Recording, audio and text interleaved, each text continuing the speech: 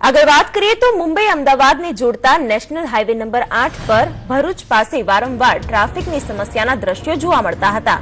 નર્મદા નદી પરનો જૂનો સરદાર બ્રિજ ખખડધજ હાલતમાં હોય માત્ર 4 લેન બ્રિજ કાર્યરત હતો, જેના કારણે આ હાઈવે પર સમયાંતરે વાહનોની લાંબી કતારો જોવા મળી હતી।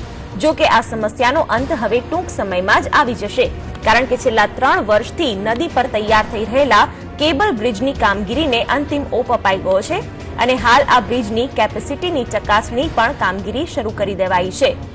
નવા તૈયાર થયેલા બ્રિજની વાત કરીએ તો આ બ્રિજ 390 કરોડના ખર્ચે તૈયાર કરવામાં આવ્યો છે। આ બ્રિજ 1344 મીટર લાંબો અને 20.8 મીટર પહોળો છે। બ્રિજની બંને સાઈડ એપ્રોચ તૈયાર કરવામાં આવ્યા છે, તો વાય શેપના 10 ટાવર પણ ઊભા કરાયા છે, જેમાં 8 સ્પાન 144 મીટર લંબાઈના અને 2 સ્પાન 85 મીટરની લંબાઈના છે। હાલ આ બ્રિજનું ટેસ્ટિંગ શરૂ કરવામાં આવ્યું છે, જેમાં થોડા દિવસ બાદ રેતી ભરેલા ટ્રકો ઊભા રાખીને બ્રિજની ક્ષમતાની ચકાસણી કરવામાં આવશે। આ બ્રિજ મુંબઈ અને અમદાવાદ વચ્ચે મહત્વની કડીરૂપ છે, ત્યારે આગામી ફેબ્રુઆરી માસમાં વડાપ્રધાન નરેન્દ્ર મોદીના હસ્તે આ બ્રિજનું લોકાર્પણ કરવામાં આવી શકે છે।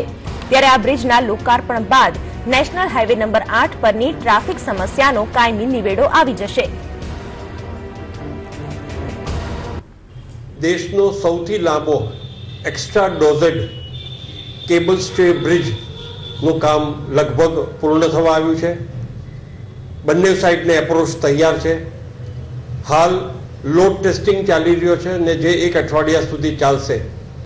ભરૂચ માટે ખરેખર આનંદના સમાચાર છે કે જે ભરૂચનો પ્રાણ પ્રશ્ન એમ કહી શકાય કે ભરૂચના બંને બ્રિજ અને તેમાં ખાસ કરીને નેશનલ હાઈવેને જોડતો જે બ્રિજ છે એ ટ્રાફિક સમસ્યા આવનારા દિવસોમાં હલ થશે। મુંબઈ અમદાવાદને જોડતા નેશનલ હાઈવે નંબર 8 ઉપર ભરૂચ નજીક નર્મદા નદી ઉપર બંધાયેલ આ કેબલ બ્રિજ હવે ટૂંક સમયમાં ખુલ્લો મુકાશે। આગામી ફેબ્રુઆરી માસમાં કહેવાય છે નરેન્દ્ર મોદી આ બ્રિજનું લોકાર્પણ કરશે। ભરૂચ નજીક ટ્રાફિક જામની સમસ્યા વિકટ બની હતી, જ્યાં બ્રિજના નિર્માણ બાદ હવે હળવી બનશે અને સૌની આતુરતાનો અંત આવશે। દિગ્વિજય પાઠક, સંદેશ ન્યૂઝ, ભરૂચ।